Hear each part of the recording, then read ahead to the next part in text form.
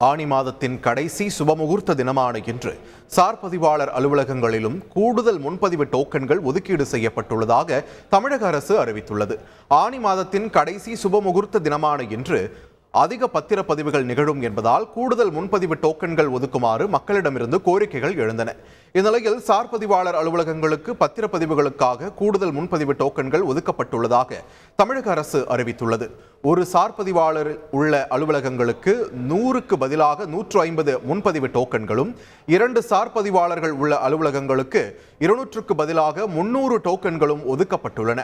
அதேபோல் அதிக அளவில் ஆவணப்பதிவுகள் நடைபெறும் 100 அலுவலகங்களுக்கு 100க்கு பதிலாக 150 சாதாரண முன்பதிவு டோக்கன்கள் வழங்கப்பட உள்ளது. மேலும் 12 தட்கல் முன்பதிவு டோக்கன்களுடன் கூடுதலாக 4 தட்கல் முன்பதிவு டோக்கன்களும் வழங்கிட உத்தரவிடப்பட்டுள்ளது. செய்திகளை உடனுக்குடன் தெரிந்து கொள்ள உடனே சப்ஸ்கிரைப் பண்ணுங்க.